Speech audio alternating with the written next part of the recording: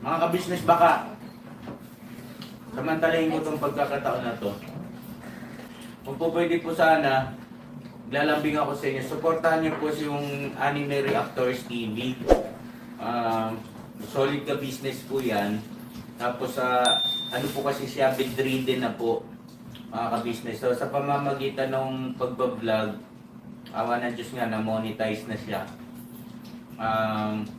Nagkakaroon siya ng kaunting revenue.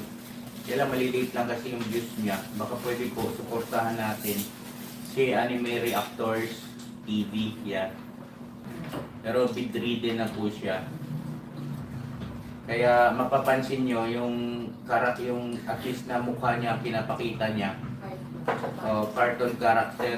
Portahan po natin yan, Anime Reactors TV.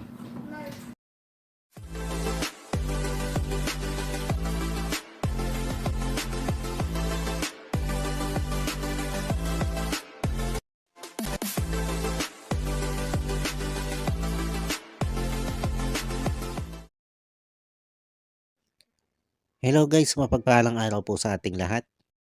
Narito pong muli ang inyong lingkod, Anime Reactors TV. At sa mga hindi pa po nakaka-subscribe dyan sa aking munting channel, ay baka pwede naman pong makipindot na po na subscribe button. At makilike and share na rin po ng aking mga video. At patuloy din po natin suportahan ang Mag-amang Ka-Business Official at Papa Dins TV. At ganun din po yung kanilang second YouTube channel na Ka-Business Family.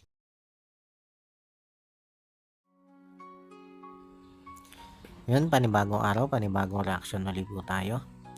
At for today's video po ay gawan po natin na reaction itong si Nanay Mercedes. Para sa mga bago pa lang, ito si Nanay Mercedes po, ito yung nanay na kumatok sa ban nila Ka-Business.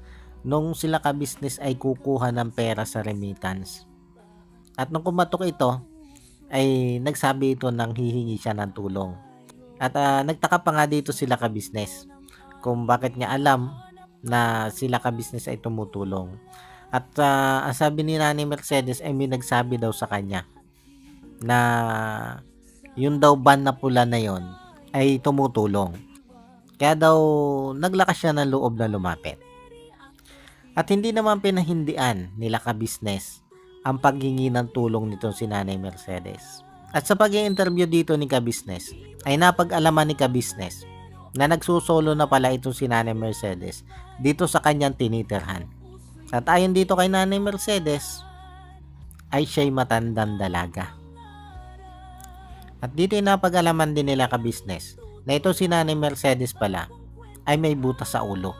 At ang naging sanhi daw ng pagkabutas ng ulo niya ay natamaan daw ng bato nung minsang may nag-away-away doon sa kanilang lugar.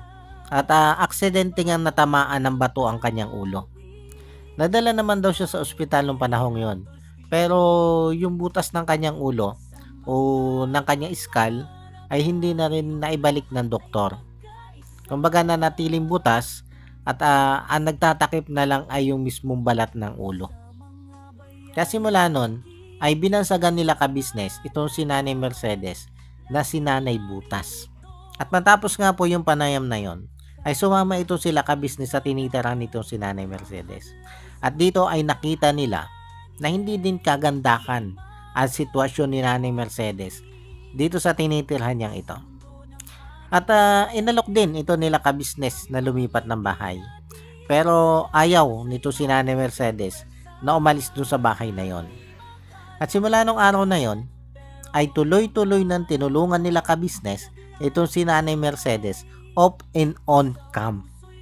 Tuwing pupunta sila dun sa remittance at kukuha ng padala o kukuha ng pera, ay inaabutan nila itong si Nanay Mercedes.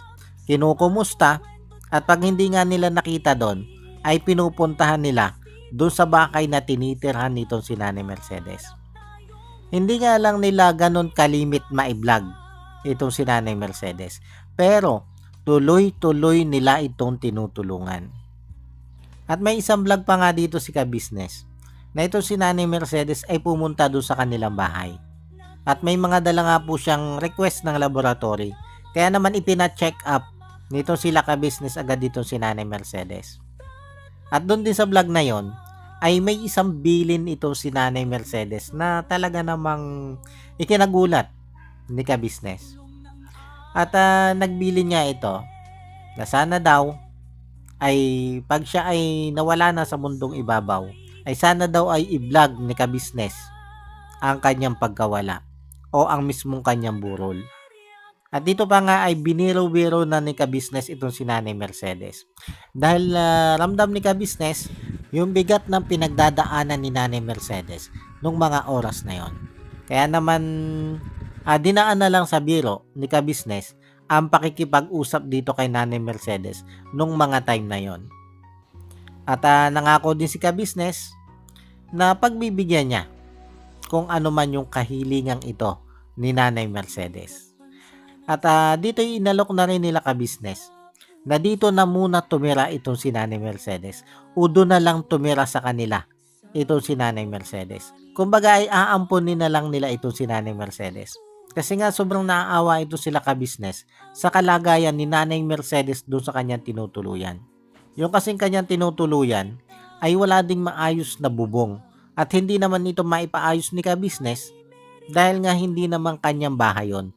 Kumbaga nakikituloy lang siya doon. Kaya ang offer ni ka-business ay doon na lang sana tumira itong si Nanay Mercedes sa ka-business house. At wala siyang gagawin doon. Libre ang lahat at hindi niya kailangan tumulong sa mga gawaing bahay. Kaya lang, ayon dito kay Nanay Mercedes, ay nahihiya siya. At ayaw nga niya na doon tumira kay naka-business. At ang gusto lang niya ay tuloy-tuloy lang siyang tulungan nila ka-business. Dahil nga mag-isa na lang siya. At hindi na rin naman pinilit nila ka-business ito si Nanay Mercedes. Dahil mukhang mas komportable siya doon sa kanyang tinitiran kaysa nga sa magpaampon siya dito kay ka-business o dito siya tumira sa ka-business house. Kaya ang ginawa nila ka-business ay inihatid na lang itong si Nanay Mercedes doon sa kanyang tinutuluyang bahay. At binigyan ng ayuda at kaunting pera. At nito nga lang po na bago umalis itong sila ka-business, bago sila mag-tour, ay nung kumuha sila ng pera doon sa remittance, ay hinanap nila itong si Nanay Mercedes. At may nakapagsabi dito na dating katrabaho ni Nanay Mercedes doon sa may laundry, na itong si Nanay Mercedes nga daw po, ay ilang araw na ngang hindi daw po nakakapasok. At halos ay hindi na daw ito makalabas ng bahay o hindi na makalakad. Kaya naman dali-daling pinuntahan nila Mrs. Ka-business itong si Nanay Mercedes para kumustahin. At pagdating nila dito sa tinutuluyan ni Nanay Mercedes, ay nakita nila itong si Nanay Mercedes na nakaupo doon sa may pintuan. At nung kumustahin ni Mrs. Ka-business, itong si Nanay Mercedes, ay ang naging sagot nito ay eto, malapit nang mamatay. At biglang napaiyak na nga po dito itong si Nanay. At nung alamin nga nila Mrs. Ka-business kung ano ba yung nangyari dito kay Nanay Mercedes, ay ikinento nitong si Nanay Mercedes na yun nga, siya nahihilo at unti-unti siyang nanghihina. Kaya naman ang naging pasya dito nila Mrs. Ka-business ay dalhin na itong si Nanay Mercedes sa ospital. Kaya tinanong nila ito si Nanay Mercedes kung sino ba yung pwedeng makasama nito si Nanay Mercedes pag siya'y ikinonfine sa ospital. At sa pagkakataong ito ay humanap ng contact itong sila Mrs. Ka-business sa mga kamag-anak nitong si Nanay Mercedes. At sa kabutihang palad ay nakontak nila ang isa sa pamangkin nitong si Nanay Mercedes. Na ayon din naman dito kay Nanay Mercedes ay mabait sa kanya itong pamangkin niyang ito. Kaya naman tinawagan nila Mrs. Ka-business itong pamangkin ni Nanay Mercedes na ito. At nung makausap na nila ay sinabi na nila kung ano yung sitwasyon ni Nanay Mercedes ito. Kaya lang ito palang pamangkin ni Nanay Mercedes na ito ay kausap lang ni Nanay Mercedes nung nakaraang araw. Kaya alam na rin itong pamangkin na ito yung kalagayan ni Nanay Mercedes. At dito kinumbinsi na ni Mrs. Ka-business itong pamangkin ni Nanay Mercedes na kung pwede ay siya yung magbantay sa ospital. At para hindi din maabala itong pamangkin ni Nanay Mercedes na ito, dahil ito nga daw pinaghahanap buhay din para sa kanyang pamilya, ay inalok na lang ni Mrs. Kabisnes na babayaran na lang niya ang bawat araw na pagbabantay niya dito kay Nanay Mercedes. At agad din naman pumayag itong pamangkin ni Nanay Mercedes doon sa pakiusap ni Mrs. Kabisnes para nga magbantay dito kay Nanay Mercedes. Kaya after ng pag-uusap na yon ni Mrs. Kabisnes at nung pamangkin nito si Nanay Mercedes, ay kaagad na pinaluwas nila Mrs. Kabisnes itong pamangkin nga pong ito ni Nanay. At pinadala ni Mrs. Kabisnes ng pamasahe ito para makapunta dito kay Nanay Mercedes. At kinabukasan nga po, ay dito na binalkan nila Kabisnes itong si Nanay Mercedes para dali naman sa ospital. Dahil ayaw nga ni Kabisnes, naaalis sila, pupunta sila sa tour nang hindi muna nila maaasikaso ang kalagayan nitong si Nanay Mercedes. Dahil syempre nangangamba din sila na baka bago sila bumalik o baka pagbalik nila ay may hindi na magandang nangyari dito kay Nanay Mercedes. Kaya sinikap nila na bago sila umalis, bago sila pumunta ng tour, ay madala muna nila ng ospital itong si Nanay Mercedes. Bagamat hindi po nila ito obligasyon, ay pilit nila itong ginagampanan ng bukal sa kanilang puso. Ganyan po tumulong itong sila Kabisnes. Baka may magsabi na naman dyan, na paano naman ito sila Kuya Jonathan? Ay umalis itong sila Kabisnes, nang ito sila Kuya Jonathan, ay walang maayos na tirahan. Ganito po yan mga kabisnes, mga kapapi. Bago po umalis itong sila Kabisnes papuntang tour, ay may kinausap muna itong sila Kabisnes na kinauukulan para tumingin dito sa mag-inang Kuya Jonathan at Nanay Marita. Kaya wag po nating isipin na ito si Nanay Marita at Kuya Jonathan ay iniwan na lang nila Kabisnes ng ganun-ganun na lang. Kaya wag po kayong mag-alala patungkol dito sa mag-inang Kuya Jonathan at Nanay Marita. Dahil kahit malayo ito sila Kabisnes, ay nakamonitor sila dyan. Dahil nga may kinausap na nga po silang kinauukulan para tumingin sa mag-inang yan. At patungkol naman dito kay Nanay Mercedes, ay may direktang linya naman dito si Mrs. Kabisnes dito sa pamangkin ni Nanay Mercedes. Kaya kung ano man yung pangangailangan nila dito sa ospital, ay kaagad-agad namang matutugunan nito sila Mrs. Kabisnes. Kaya wala din po kayong dapat ipag-alala dito kay Nanay Mercedes at sa pamangkin nito na nasa ospital. Dahil ang lahat namang yan ay sinigurado muna nila Kabisnes bago nga po sila umalis papunta dito sa kanilang tour.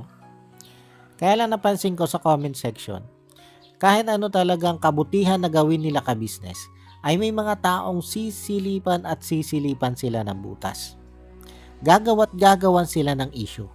At sa tingin ko, ito mga ganitong klase ng tao, ito yung tipo na kahit anong gawin ni Kabisnes ay hindi magiging maganda sa paningin nila. Itong sila Kabisnes. Kumbaga, mananatiling masama sa paningin nila itong sila Kabisnes. At gaya ng sabi ko nga, hahanapan at hahanapan nila ito ng issue. At yung mga ganitong klaseng tao, mga kabisnes, mga kapapi, ay siguro ay hayaan na lang natin ito. Tayo na lang ang umunawa sa mga ganitong klaseng tao. Kasi kahit anong gawing paliwanag natin sa mga ganitong klase ng tao, ay wala ding mangyayari. Hindi din ito makikinig sa atin kahit gaano kaganda ang gawin nating paliwanag. Dahil mga sarado na ang isip ng mga ganitong klase ng tao. At sana lang ay dumating din yung araw na mabuksan din yung kanilang isipan. Na ang tingnan nila ay yung kabutihang nagagawa nila kabisnes, hindi yung puro na lang negatibo ang kanilang nasa isip. Paano po? Hanggang dito na lang muna ulit po. At sana po yung nagustuhan nyo ito aking reaction video na ito.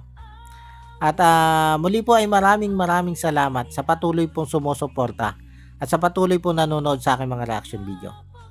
At sa mga hindi pa po nakaka-subscribe dyan sa muntik kong channel, ay baka pwede naman pong makipindot na ng subscribe button at maki-like and share na rin po ng aking mga ina-upload na video. At bago po tayo tuluyang magtapos ay gusto ko lang pong i-shout out itong sila Ma'am Nerissa ng New Jersey. Shout out po sa inyo ma'am at maraming salamat po sa patuloy nyo pong pagsuporta at sa wala nyo pong sawa na panonood sa aking mga ni-upload na video. Maraming salamat po ma'am. At ganun din po dito kay Ma'am Elena Capillo. Shout out po sa inyo ma'am at maraming salamat po sa patuloy nyo pong pagsuporta at sa wala nyo din pong sawang panonood sa akin na-upload na video. At ma'am, maraming salamat din po sa patuloy nyo pong pagbibigay sa akin ng blessing. Maraming salamat po ma'am. At shout out din dito kay Jewel Channel. Shout out po sa inyo sir. At ganoon din po sa aking mga kasamang reaktor na sila Taong Gala, Katangay PLC, Kalingap Turak, MK Inday Okray, Mamplers Channel, Alminda Mix Vlog, at Annalisa Reality Vlog. Shoutout po sa inyo. At yun muli po ay maraming salamat po. And God bless po sa inyong lahat.